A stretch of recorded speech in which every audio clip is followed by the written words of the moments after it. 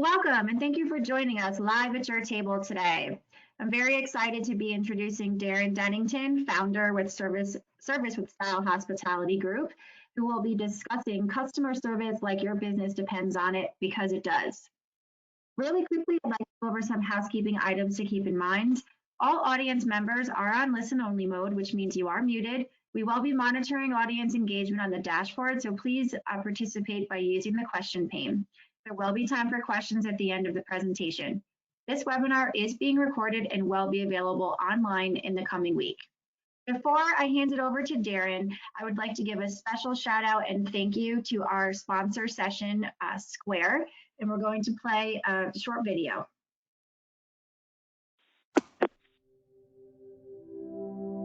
One of the things that I love about being a business owner is that I can create a little bit of love and joy and give it to somebody else. I'm a food truck that serves healthy juices. I bring people together with my truck. There's so much growth coming out of this pandemic, and I've learned a lot about myself as a business owner. I've learned so much about adversity and pushing through things.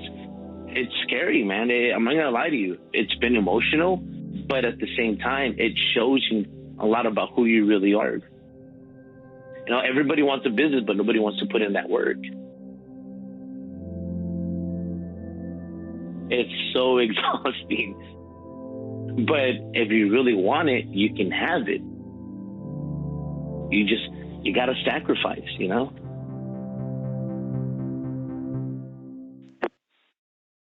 Hey everyone, welcome. And welcome to Focus on Customer Service like your business depends on it. And what I'm talking about is it is going to matter. It may not today, but this is where the industry is going because of all the turmoil that we've been through.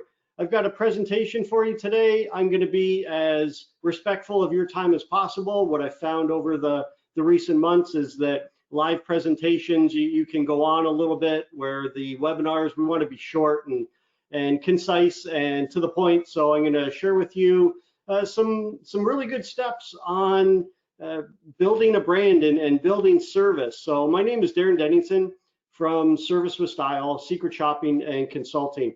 We've been in business for probably 37, 38 years now, and just trying to help restaurants in secret shopping and training. And I've had a passion for service my whole life. I genuinely have, and that's how I entered into hospitality. But then COVID hit. I remember the New York show, which is part of the Clarion family who's putting today's show on, and Patty, the nice lady coordinating or facilitating today's event, was one of the last people I was with before the outbreak really took place. We were at the New York show, and it was very surreal. It was early March, and things just started to kind of spiral out of control. So I had come back March 11 or 12 and was just in New York. So I thought, well, maybe it's time to quarantine and stay away from the family and the office. So I took a couple weeks and stayed quiet. Well, I went straight into planning mode. So we're now right around St. Patrick's Day.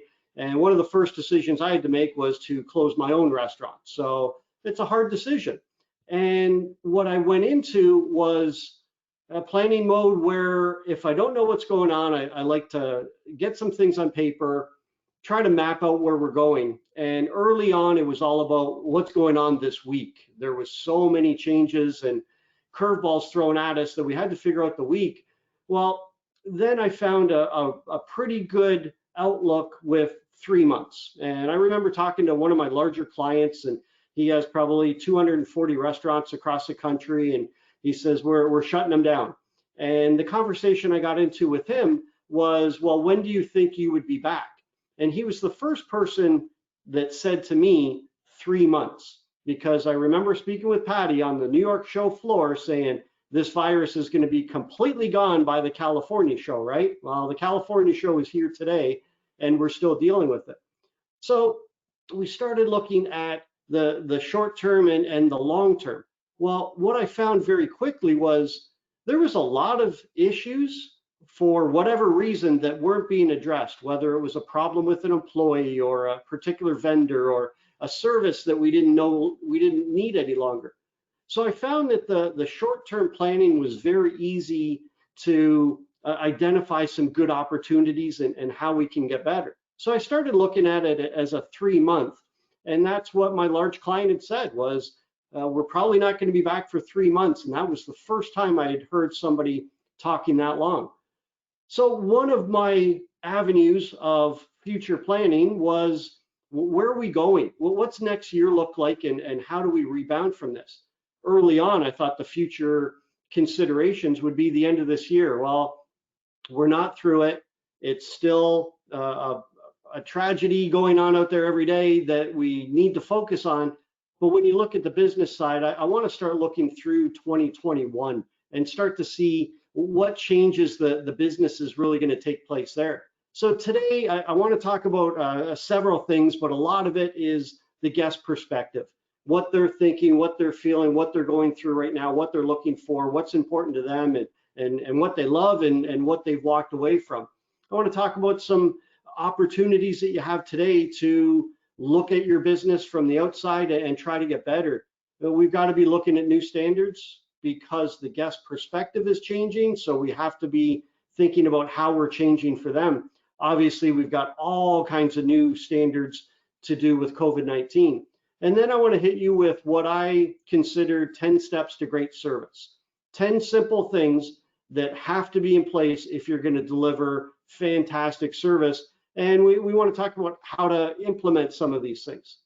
So when I first started looking at COVID, I thought about it in 3 different stages. So early March, it was all about sanitation. We started getting the spray bottles and the sanitizer stations and teaching our staff how to wash our hands a little bit more. And if we were running buffets, how do we change out the utensils? So we figured out really quickly how to clean the restaurant in a different way. Well, then we went into shutdown. And that's where I felt that survival mode took over, that we started looking at our business in a different light and how we could possibly make it better. We pivoted, we went to takeout, we went to third-party deliveries, we started doing family style meals, we opened up markets in the restaurant, all these different ways to keep a little bit of sales coming through so that we could get to the comeback stage, right? Let's bounce back and get over this pandemic and try to get better going further. The last 2 or 3 months, I've had a presentation called 7 Steps to Your Recovery, right? 7 things that you needed to do to be recovering your business, because we all felt like this was going to be through much quicker. So these 3 stages, I still find that they're completely intermixed now. So I thought early on that they would go 1, 2, 3.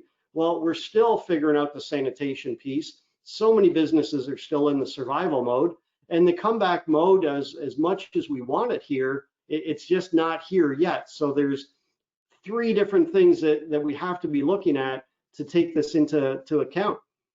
When I was planning my year, I present a lot. I travel to a lot of different trade shows, and if you've been to the California show, you've probably seen the yellow stress balls that I throw around all the time. So early this year, I was planning what I felt the industry, the priorities and the real necessities that were needed and the weaknesses in the industry. The presentation that I came up with was total team makeover. I felt that it was to do with the people, that was the biggest concern and opportunity in the business. So I went to a building block type of structure. You can look at your business. Every restaurant has probably 12 to 17 different little areas. So if you have 15 different areas and you want to be a great restaurant, well, you've got to be really, really good at all 15 areas. What I started planning out was, what's the foundation, right? We can't just be good at 15 things altogether. What needs to be in place first? And how I started looking at it was, everything started with leadership, right? If we had the right leaders and the communication was good between the managers and they understood what their priorities were and they trusted each other and they worked well together, then that leadership team can build some systems. And these systems can help you with your daily operations. It's the checklist and the action lists and the inventory and the employee manuals and the training manuals. All these systems have to be in place so that you can then reach out and start to get the right staff. So if you've got the leadership, the systems, and the staff, that's your foundation. And when the staff can trust your managers and see them as a group of people that are helping and leading by example, and they have the right systems in so that they can hold the staff accountable, and the staff buys in with great employee morale, now you got the foundation, leadership, systems, and staff. Then you start to look at your business as what's next, right? Is it the menu? Is it the POS system? Do we need to do a renovation? What about a marketing plan? Should we jump into financials? Well, today, I want you to jump into service. Let's talk about a service plan on how you can build back really strong. And the service plan is just one avenue. So I hope that you have been going through your business in the last few months and trying to get better and better and better. Well, this is how you build your restaurant, your hotel built on service so that you can really knock their socks off and have this following of a group of people that just loves you and really wants to visit your place because they enjoy it. When we started with COVID, there was a lot to do about stages. Are we in stage 1? Are we in stage 2? Can we open? What capacity? Are we allowed to have bars? And that piece got really confusing, right? So I was trying to look at this in a couple steps. And because it got confusing, I want to circle back and challenge you just for a minute to kind of see where you're at and what things you should be working on. So the list on the bottom kind of identifies a few bigger projects that you should be looking at in some of these different stages. So everything started off with, are we allowed to open? What restrictions or regulations do we have on us? Are we now doing takeout? Do we have limited seating? This is the trickiest part because you don't know exactly what's going on. So this is a stage where you're still pivoting as a business and you're trying to figure out what your customers want. Well, stage 2, you get to open up a little bit more, and maybe you've added in some catering or some third party, and now you're kind of testing to see what works, right? Do the guests really like this? Is it working for the financial model? Does it work for the staff? Am I okay now running a takeout restaurant instead of a sit down? So this is where you're challenging yourself to see if you have the right model in place, and you have to look down the road. To me, down the road was through this year. How's the industry going to change? Well, I think we've been through this long enough now that we all understand that some things just aren't coming back. So the food service model is tricky. We sent out a survey recently to about 1,800 people. And what we found was that the #1 option for people to get food right now is where they go online, they order, it's a contactless payment, and they pick up at the restaurant. That was their absolute favorite because of everything going on. So this new stage, what I want you to do is entertain some ideas and start looking forward.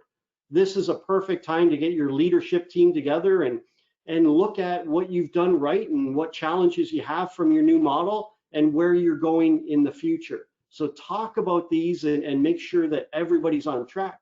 Now, as you start looking at the models, I want you to think about this from the guest perspective, because here's what's happening is the guests are being left behind on this right now because of the shutdown and the masks, and well, they're just happy that we're open.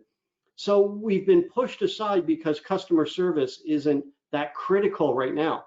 Well, just like what happened from the economic shutdown or the housing market back in 2008 and 2009, when the economy really disappeared on us, people held very close the disposable dollars that they had, and they made choices on what restaurants to go to because they have limited the amount of times that they go out. So we're still thinking about the value, we're still thinking about where we want to go, but what you need to do is you need to identify what my needs are as your guest, because they have absolutely changed. You're trying to build a new model built on trust, and when your customers and your guests trust you and they know that they're going to get a good experience, they talk about you and they continue to come back more. I think this is a great opportunity to build some new relationships, expand your market, expand your wings, and reach out to more people and try to pull them in. You've got a message to market right now, and you can do that through service. You're trying to change the fear that is out there over to confidence. Now, not everybody's on the fearful side of things right now, but a lot of people are skeptical about walking into restaurants.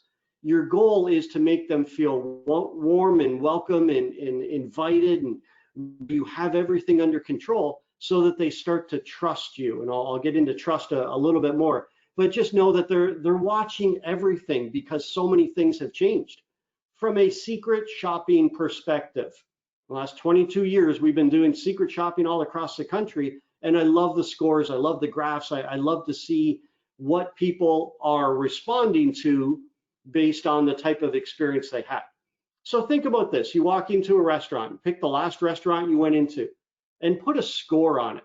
As a customer, if you were in the bathrooms and was your food delayed and the manager was super friendly and they forgot your drinks, put a score on that. That score, represented in your secret shopping reports, tells me what the guest is going to do next. And when it's a 90% and above, typically they're going to slightly increase their frequency. What that means is if I was dining with you once a month, then I might come every 2 or 3 weeks. Now, if you can share with me, and this is the key, this is the key to the whole customer service experience. If you can share with me 3 dining visits where I have an experience that is, I gauge at a 90% and above, 3 times in a row, I now trust you. And that trust brings me back more and more. Now, the 75 to 89%, that type of experience was pretty good, right? You met my expectations. I just wanted a really good burger, and I needed to be out of here by 7 o'clock, and everything was fine. You're going to see me next month, and the month after, and the month after. Now, the 60 to 74%, something didn't quite go well, right? You forgot my soda, you overcharged me for the dessert, and you were off your game. But as a customer or a guest, I'm not ready to kick you to the curb yet because I've been with you before. Now, typically, this is what happens. I'm not going to come back to you for 3, 4, 5 months based on one of a few different areas. I love one of your meals. You're really close to my house, or you've got fantastic value. Those are typically the reasons that we come back to restaurants where we didn't quite have a great experience last time. And usually, this is where your staff jumps in. So somebody will say, where is Dave and Jane? You know that couple that sits here every single Sunday morning? Where did they go? And your staff will start to come up with some excuses. It's the weather, it's the festival, I bet they're traveling. Well, it's actually that Dave and Jane are just sitting at another restaurant half a mile down the road at the same table 7, and they have fallen in love with them. Now, they haven't kicked you to the curb yet because they love that one dish or they're really close to your house, but you're not going to see them for 3 to 5 months. Now, the 50 to 59%, this one's simple. I'm not a confrontational person, so why would I call a manager over to tell you about a poor experience when I can just sign the guest check, close the book, walk away, and never think about you again? And that happens so often, and we just don't know this. The below the 50%, this is when we had a really, really poor experience, right? Something happened, you gave me a story. And typically this is now where I go and I'll tell an average of 9 friends, right? I'll tell that story 3 times to get a great response. Social media obviously has drastically changed that. Instead of telling 9 friends, I post once, and my 797 friends now know how crappy you are. And you have no idea, we're not connected on social media, but understanding why guests do not return is critical. Sure, some of them are going to move away and some will develop some new friendships and some don't like your product or the value. But to me, there's only one number on the screen that jumps out at me. And that's 68% of the people that will never walk back into your restaurant do so because they receive an attitude of indifference from one of the people that you pay to be there. An attitude of indifference. That's what we absolutely get turned off from the guest server or guest employee relationship. So we've got to be thinking about these and really understanding what the guest is thinking and feeling.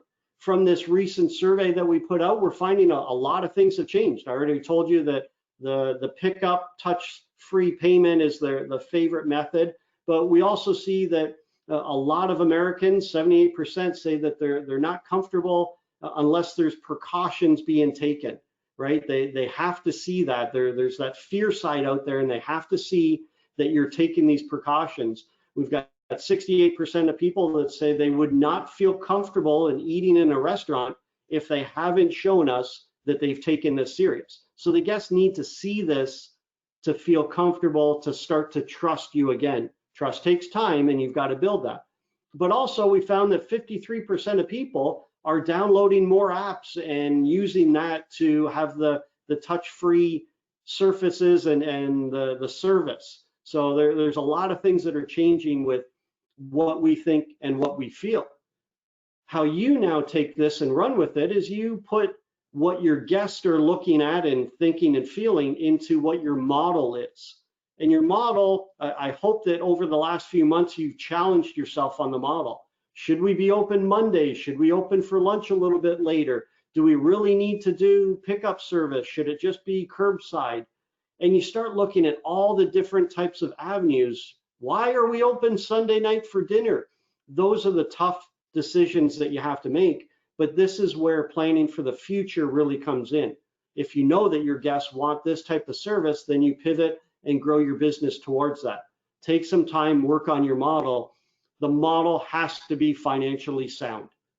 There is so much, it's so challenging in our industry already on the financials.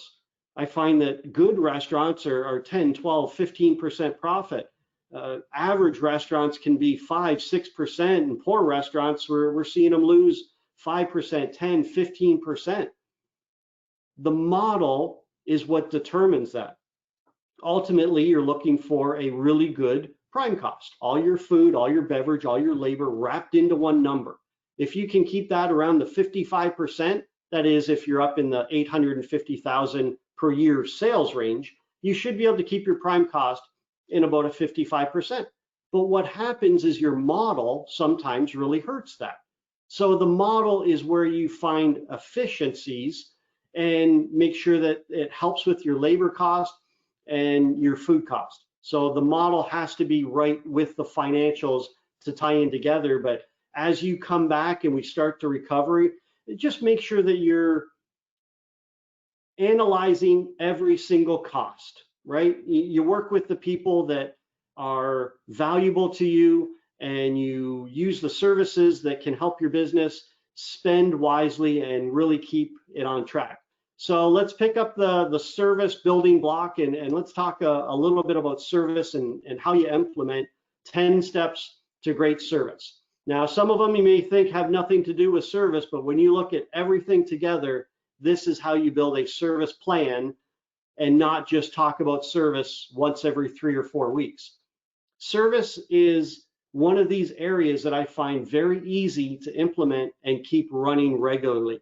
If we were talking about a training program or a financial program or a marketing plan, those take a lot longer, but a service plan is a fairly easy category of your business that you can knock out, put in some good accountability, train some staff, and really do this well and do it quick and easy.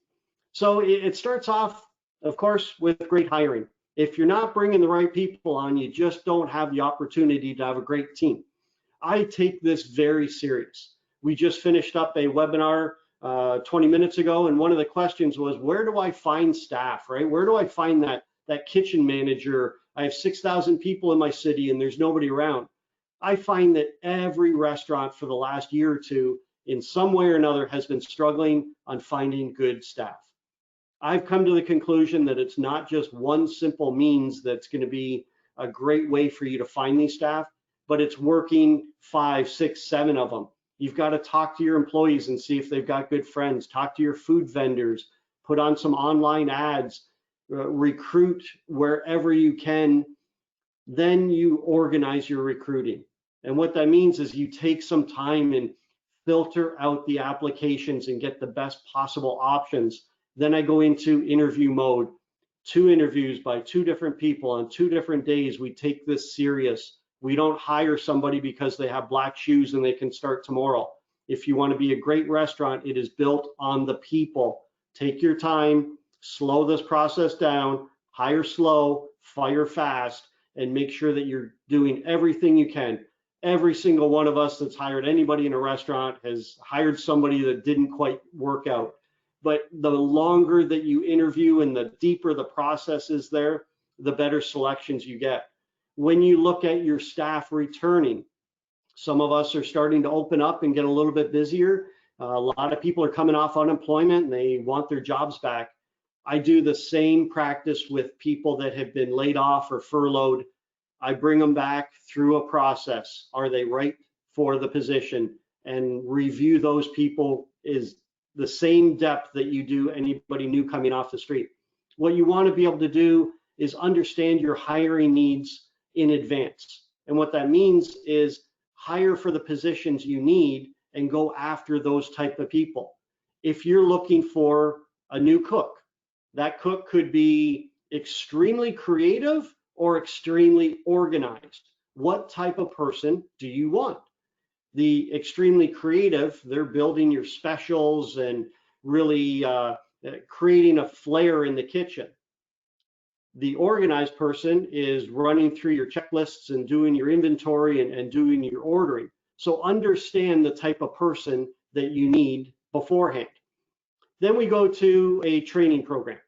The training is a large category, right? This is a deeper one that we have to take as a project. Figuring out a new system to train staff doesn't just happen. What I like to do is review the entire training program. And that means your staff manual and all your different types of systems that you have. And then what you want to do is have one training for every new person that comes in. Day one training. A training team is a fantastic idea. You have 2, 3, 4 trainers that can really pick up the slack and organize a training program. Then when you have new hires, they go to these trainers and they walk them through. The biggest piece I can tell you about training is on the comprehension side. Did they comprehend all the information that you gave them? Somebody's been training them all week. Well, did they actually comprehend all of that information? So make sure, well, my favorite piece is with any new employee, at the end of every training day for the first week, a manager sits down with them and just reviews. How are you on the POS? Do you understand our wine menu? Have you ever expedited before? And you start to see if they're comprehending the training. So take a lot of time on the training. Then we get into, you need a few simple operational systems. If you're going to be good at service, you got to have a few of them. So you want to understand all the systems that you need. Okay, this is another perfect manager meeting. Let's review every system we have. We have a prep list, we have an inventory, we have a marketing chart. And then you start to review and figure out which systems you need. Every single restaurant I walk into is challenged with getting things done. I find that getting things done takes away from great service because managers and employees are distracted because of all the extra steps they have to do, whether they're not prepared for their shift or there's just things that are missed. Checklist, action list, responsibilities list. A checklist for every position open and close. An action list for key things that have to get done, and a responsibilities list divides up the responsibilities through the restaurant.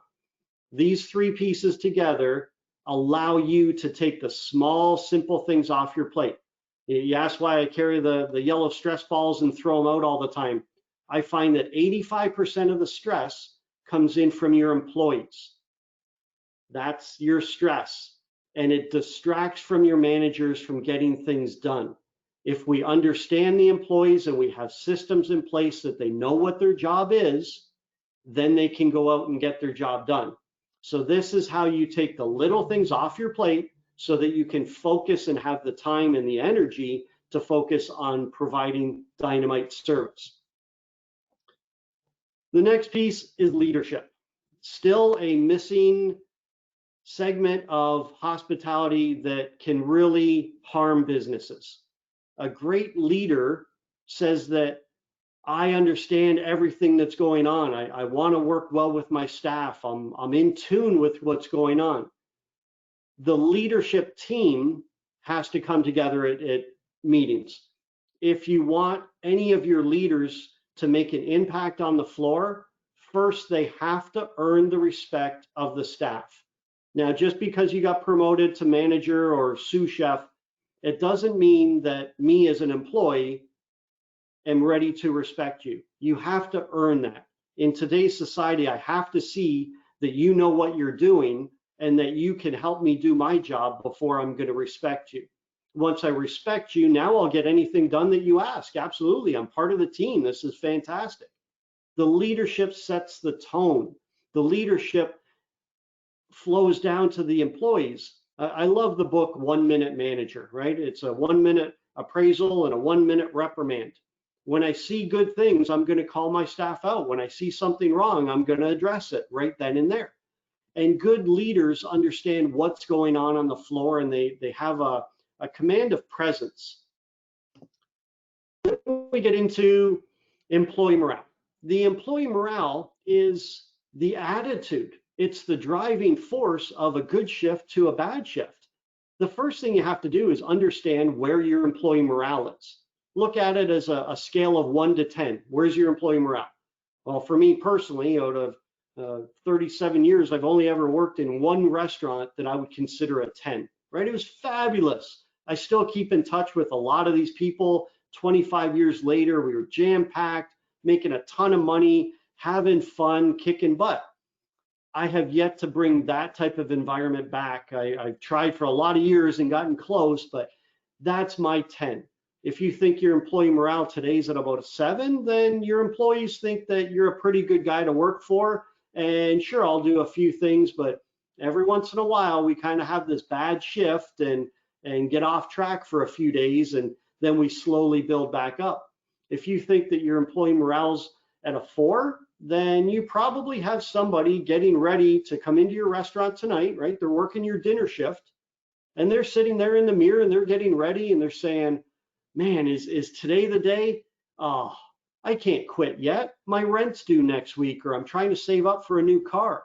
But as soon as I get an opportunity, I'm out of here. And when your employee morale is that low, nobody's genuinely working for you. They're just coming in to make a paycheck. They're doing okay, but it's never going to grow to anything. If you think your employee morale is down at a level of a 2, then you've got employees that are stealing from you or doing things that harm your business for the betterment of themselves. They're taking a box of burgers out the back door. They're giving away 2 glasses of wine to their friends at the bar. They're calling in sick to go to the beach. The employee morale, if you understand where it is, you focus on the mood. Spend 2 or 3 days just talking to your employees and sensing where they are. Do they enjoy it? Do they work hard? Are they smiling? And then you talk to your staff. And if you can understand where they're at, they will genuinely appreciate you coming to them. One-on-one meetings, group meetings, however it is, start talking to your staff. And then you've got the opportunity to now make an impact, right? There's several different things that the management and the leadership can do to impact the morale. Simple little daily activities, or maybe it's a selling contest. One-on-one meetings are fantastic. You spend 5 or 10 minutes with your employees and go through, you're talking to them about what's coming up and some new policies and procedures and a few things specifically for them, and you're painting a picture of what you're trying to do here. So individually, you're trying to get all the staff on your team.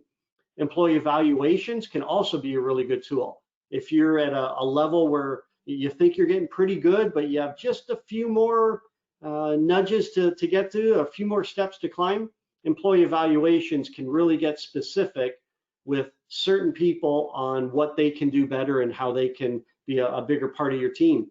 Simple thank yous or a team gathering. You don't have to take them mini putting every week, but once every 3 months or 6 months, a game of kickball, those type of things can really go a long way. Employee morale is built on communication. We're going to talk communication here in a second, but that's the key. If you're talking to your staff, if you feel that the mood is at an all-time low or it's just not where you want it to be, Start talking and communicating. Let them know what you're working on. Get your staff excited. Employee morale has to be at a good place, or you never get to a great level of service. Service standards, make sure you have a few service standards laid out. We want to know how long to greet your guests and what we're greeting them with, and how long the drink should be there, and service standard for delivery of entrees and appetizers and desserts and picking up payments. So there's some practical things there that your staff needs to know. These are targets. Our lunch entrees are served within 10 to 12 minutes.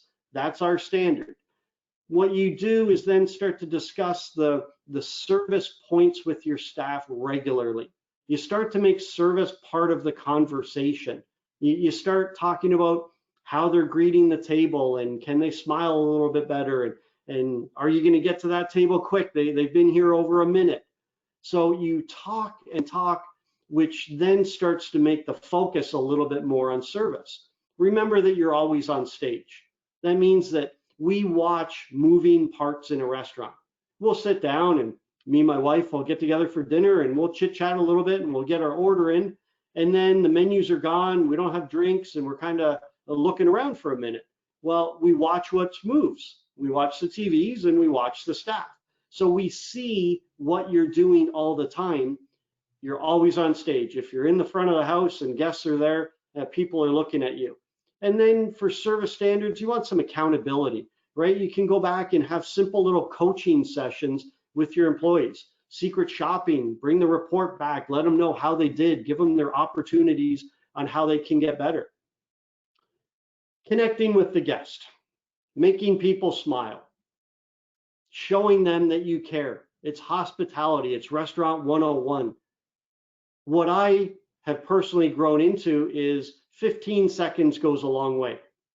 Years and years ago, well, actually that restaurant that I talked about, my number 10 on the employee morale, I remember being called up in front of a team meeting, and there's 60 or 70 employees there. And the GM called me up because I had just won a server contest, and she wanted me to sell this shrimp scampi to the staff. Show them how you're doing this. How are you selling so many of these? And I talked about 6 shrimp and $6.95 and a garlic butter wine sauce. And I went to leave, and the GM calls me back up. She's like, no, show them how you're selling these. What are you doing? How are you selling so many of these? And what I never realized was I was connecting with the guests, right? I didn't know it back then, but I certainly understand it now. If I took 15 seconds up front and made them smile, because that was the goal. If I can make them smile in the first 15 seconds, now I feel that they trust me.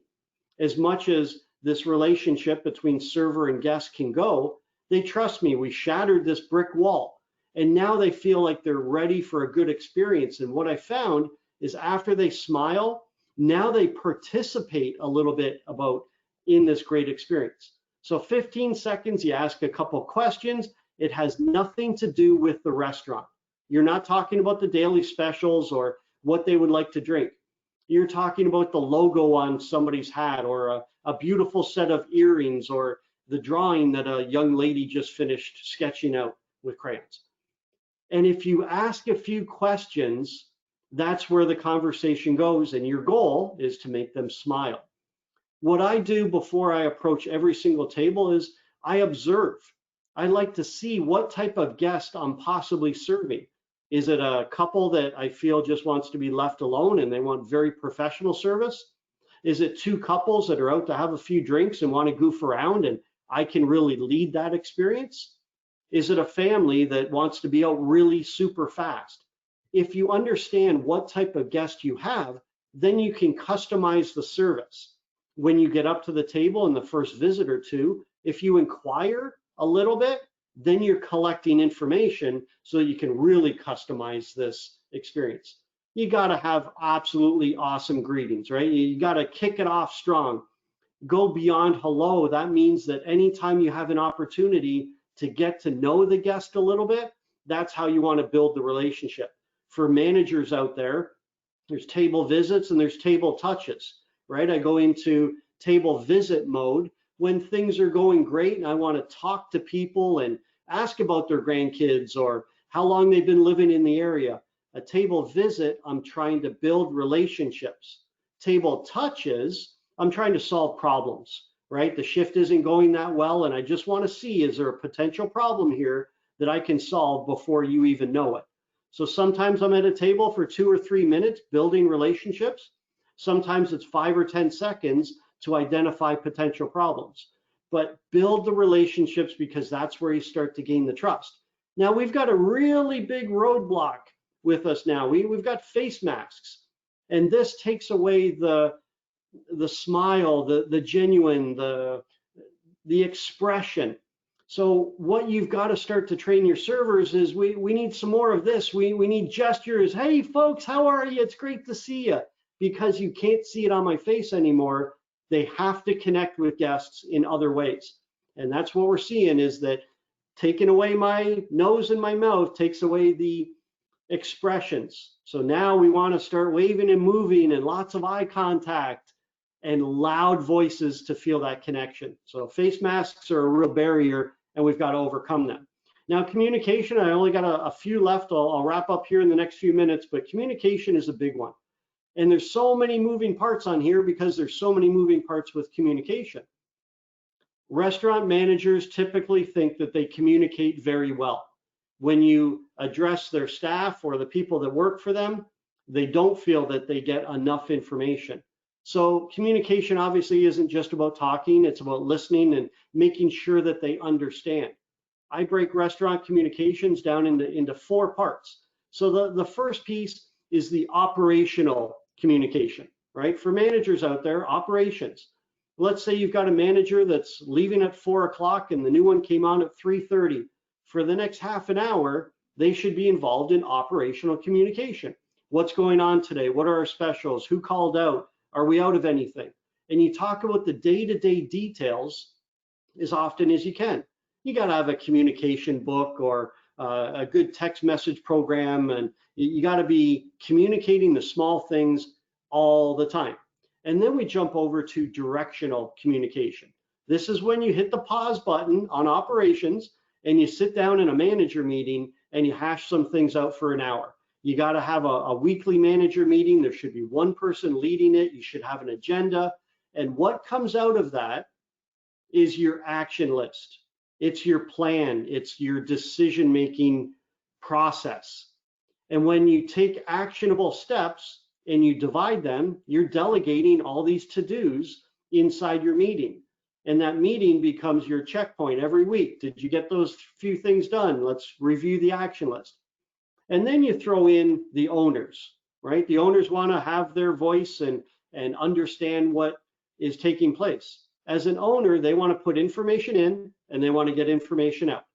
And how we do that is by having an owners meeting. So an owners meeting is where you talk and you plan on the bigger picture, right? You're going over new locations, or maybe the hire of a new general manager, your workers' comp and your insurance and your building, those bigger pieces.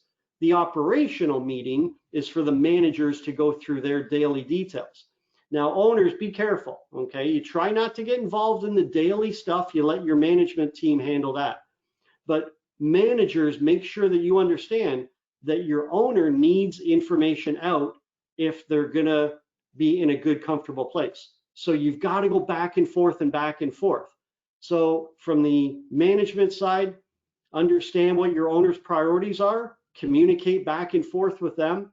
Now, owners, make sure you're not going to the staff. This is imperative. If you are sitting, having dinner at your own restaurant, and you're seeing a few things that are really aggravating you, and you want to grab the server and show them how to open the bottle of wine, or tell them the greeting that you're supposed to be giving, hold off.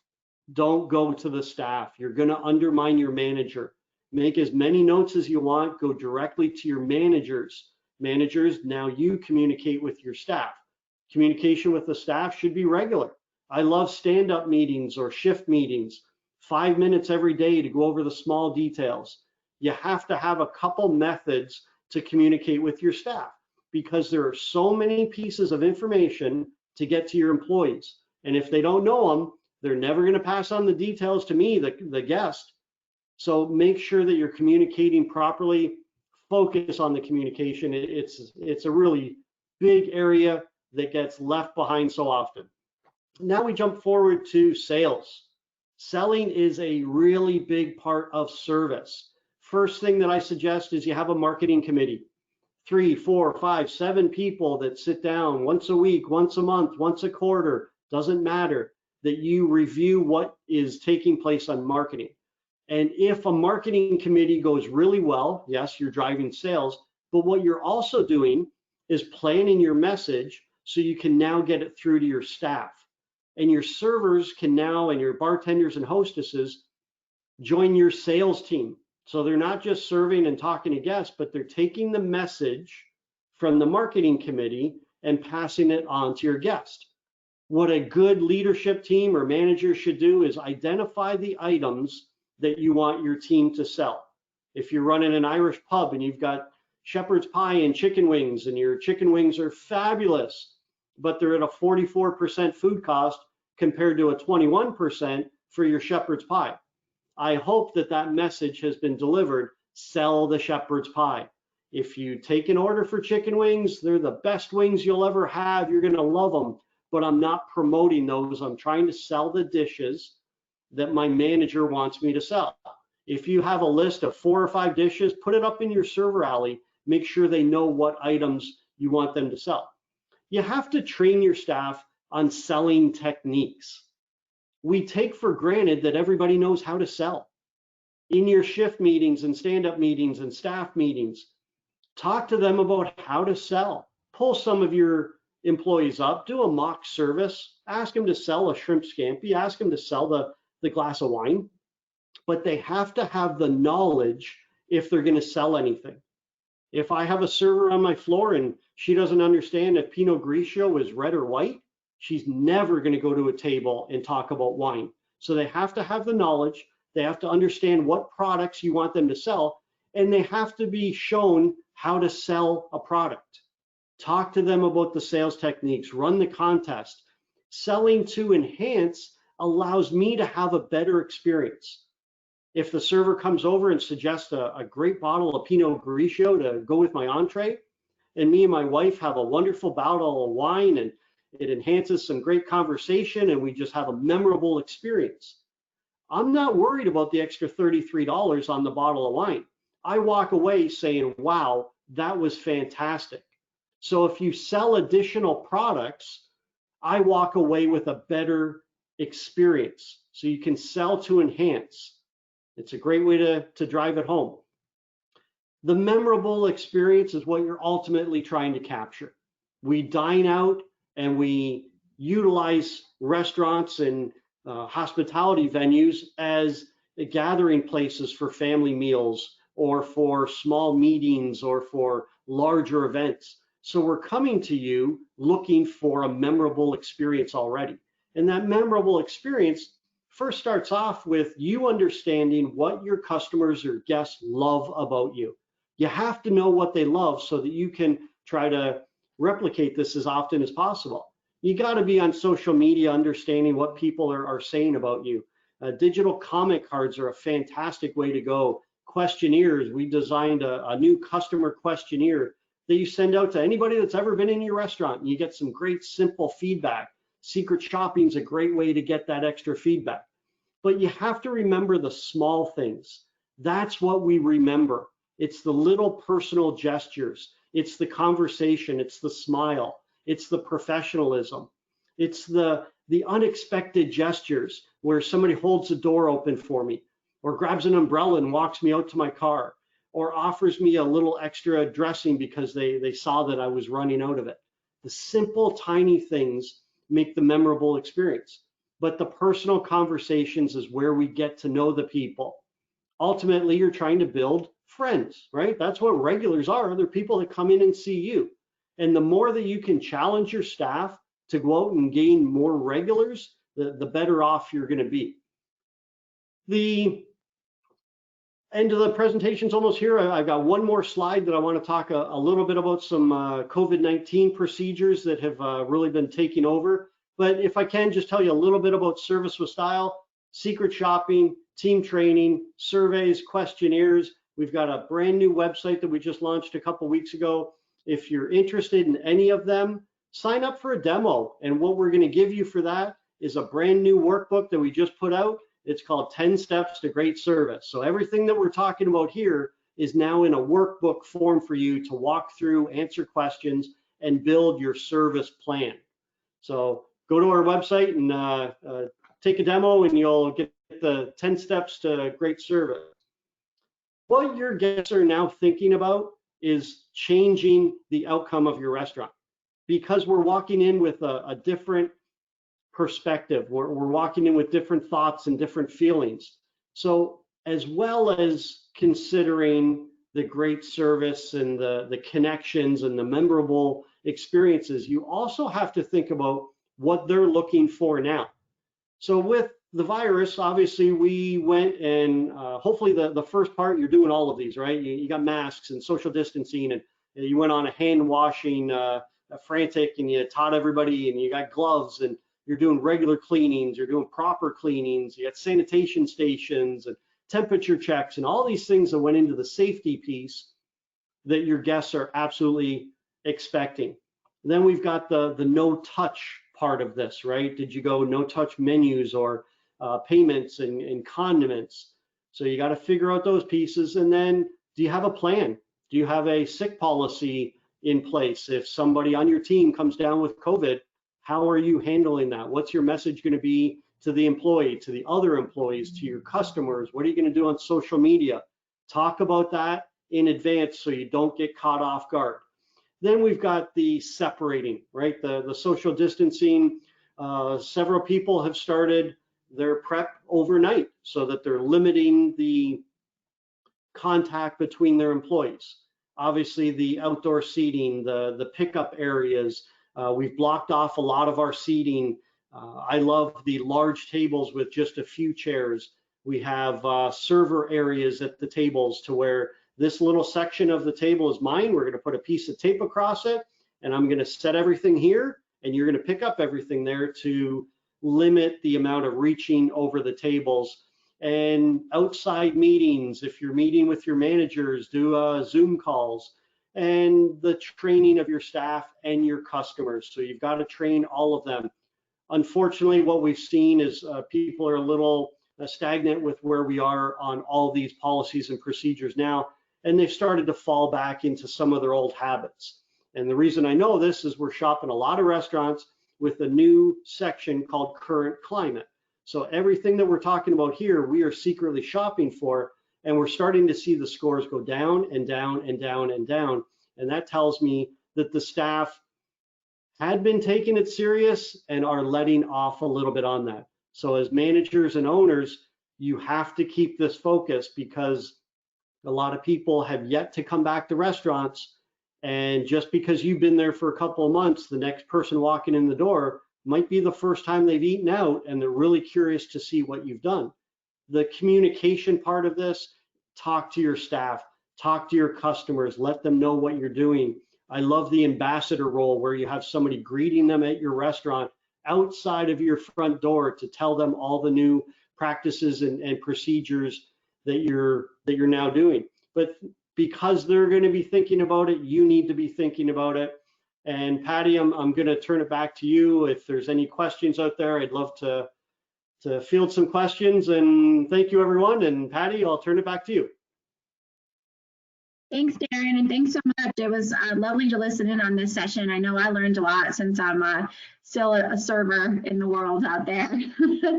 Actually, we are close to our time out, and we don't have any current questions. So I'm going to thank you very much, Darren, for being with us today and sharing all your expertise. And also wanted to say another quick thank you to Square for supporting this session. Thank you for being our sponsor. Yep. And again, this will be, the copy of the webinar will be available on the website in the next coming days. So thanks so much, Darren. Have a wonderful evening. I will email everybody the slides also. So thanks. Perfect. Thank you so much.